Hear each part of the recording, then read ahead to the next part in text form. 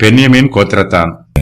பென்யமீன் கோத்திரத்தாரில் keys என்னும் பேருள்ள மகா பராக்கிரமசாலியான ஒரு மனுஷன் இருந்தான்.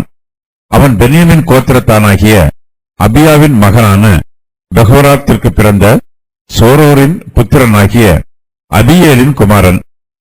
அவனுக்கு சவுல் என்னும் பேருள்ள சௌந்தரியமான வாலிபனாகிய ஒரு குமாரன் இருந்தான். இஸ்ரவேல் புத்திரரில் அவனை பார்க்கிலும் சௌந்தரியவான் இல்லை.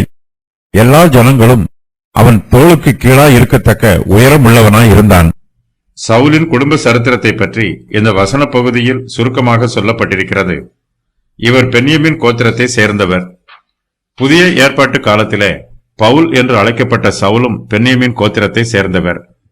இப்படி இருக்க தேவன் தம்முடைய ஜனங்களை தள்ளிவிட்டாரோ என்று கேட்கிறேன். தள்ளிவிடவில்லையே.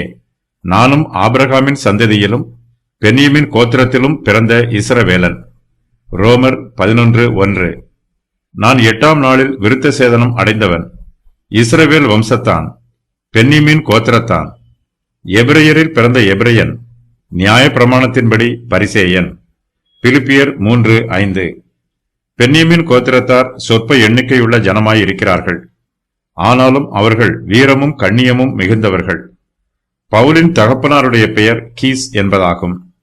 இவர் மகா பராக்கிரமசாலியான மனுஷன். இவரிடத்தில் சரீரபலம் இருப்பது போலவே இவர் ஆவிக்குரிய காரியங்களிலும் வளர்ச்சி பெற்றிருக்கிறார். இவர் ஒரு ஐஸ்வர்யவான். பென்யமீன் கோத்திரத்தாரில் கீஸ் என்னும் பேருள்ள மகா பராக்கிரமசாலியான ஒரு மனுஷன் இருந்தான். அவன் பென்யமீன் கோத்திரத்தானாகிய அபியாவின் மகனான பெகோரோத்திற்கு பிறந்த சோரேரின் புத்திரனாகிய அபியேலின் குமாரன். அவனுக்கு சவுல் என்னும் பேருள்ள சௌந்தரியமான வாலிபனாகிய ஒரு குமாரன் இருந்தான் என்று சவுலின் குடும்பத்தை பற்றி சொல்லப்பட்டிருக்கிறது.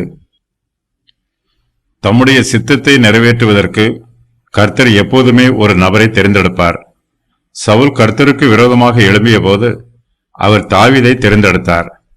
கர்த்தர் சவுலுக்கு பரிசுத்த ஆவியானவரை அருளினார். ஆனால் சவுலோ ஆசாரிய ஊழியத்தில் தன்னை ஈடுபடுத்தி பாவம் செய்தார். இதனால் கர்த்தர் அவரை புறக்கணித்தார். பரிசுத்த ஆவியை சவுலிடமிருந்து எடுத்து போட்டார். அதற்கு பதிலாக ஒரு பொல்லாத ஆவி சவுலை பிடித்துக் கொண்டது.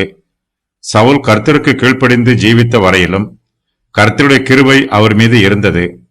அவர் பாவம் செய்தபோது அவருக்கு மரணம் உண்டாயிற்று. இஸ்ரவேலை ஆளுகை செய்வதற்கு கர்த்தர் பென்யமீன் கோத்திரத்தை தெரிந்தெடுக்கவில்லை. மேசியா பென்யமீன் கோத்திரத்தின் வழியாக வரமாட்டார். யூதா கோத்திரமே மேசியாவின் கோத்திரமாகும்.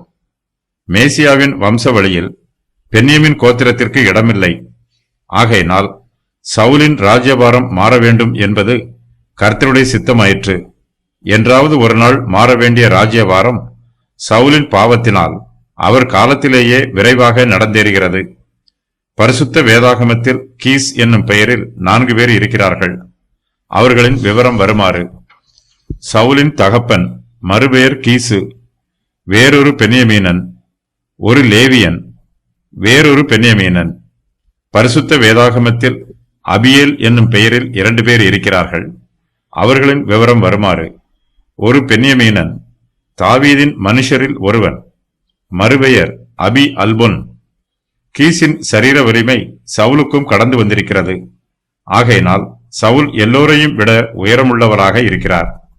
சவுல் என்னும் பேருள்ள சௌந்தரியமான வாலிபனாகிய ஒரு குமாரன் என்னும் இந்த வர்ணனை சவுலின் சரீரத்திற்கே உரியது. இதற்கும் அவருடைய ஆவிக்குரிய சுபாவத்திற்கும் சம்பந்தம் இல்லை. சவுலிடம் பொறாமை குணம் அதிகமாக இருக்கிறது. அவர் தன் ஆத்மாவையே அழித்து போடுகிறார். தன்னுடைய நல்ல நண்பனாகிய தாவீதை கொன்று போடுவதற்கு சவுல் பலமுறை முயற்சி பண்ணுகிறார். சவுலின் ஞானத்தை பற்றியோ அவருடைய பக்தியை பற்றியோ அவருடைய கல்வி அறிவை பற்றியோ இங்கு ஒன்றும் சொல்லப்படவில்லை. சவுல் என்னென்ன காரியங்களில் சிறந்தவர் என்பதோ அவர் எதையெல்லாம் சாதித்திருக்கிறார் என்பதோ சொல்லப்படவில்லை. அவருடைய சரீர வளர்ச்சியை பற்றியும் அவருடைய சௌந்தரியத்தை பற்றியும் மாத்திரமே இந்த வசன பகுதியில் சொல்லப்பட்டிருக்கிறது. கீசுக்கு சவுல் என்னும் பெயருள்ள சௌந்தரியமான வாலிபனாகிய ஒரு குமாரன் இருந்தான். இஸ்ரவேல் புத்திரரில் அவனை பார்க்கிலும் சௌந்தரியவான் இல்லை. எல்லா ஜனங்களும் அவன் தோளுக்கு கீழ் இருக்கத்தக்க உயரமுள்ளவனாய் இருந்தான். சவுல் சரீர அழகுள்ளவர். அவருடைய முகம் களையாய் இருக்கிறது. அவர் பார்ப்பதற்கு கம்பீரமாய் இருக்கிறார்.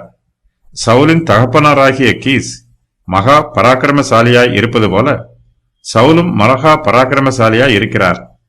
இஸ்ரவேலர் எல்லோரிலும் சவுலே சௌந்தரியவான், அவரே வளர்த்தியானவர். எல்லா ஜனங்களும் சவுலின் தோளுக்கு கீழே இருக்கிறார்கள். சவுல் அவ்வளவு உயரமாய் இருக்கிறார். கர்த்தர் தம்முடைய இருதயத்திற்கு ஏற்ற மனுஷனை இஸ்ரவேலுக்கு ராஜாவாக தெரிந்தெடுக்க வேண்டும் என்று சித்தம் உள்ளவராய் இருக்கிறார். கர்த்தர் மனுஷனுடைய உயரத்தை பார்க்க மாட்டார், அவனுடைய கம்பீரமான தோற்றத்தை பார்க்க மாட்டார், அவனுடைய சௌந்தரியமான முக கலையையும் பார்க்க மாட்டார். அவனுடைய இருதயத்தை ஆராய்ந்து பார்ப்பார். கர்த்தர் சாமுவேலை நோக்கி, நீ இவனுடைய முகத்தையும் இவனுடைய சரீர வளர்ச்சியையும் பார்க்க வேண்டாம். நான் இவனை புறக்கணித்தேன். மனுஷன் பார்க்கிறபடி நான் பாரேன். மனுஷன் முகத்தை பார்ப்பான், கர்த்தரோ இருதயத்தை பார்க்கிறார் என்றார். 1 சாமுவேல் 16:7. ஆள் அனுப்பி அவனை அழைப்பித்தான்.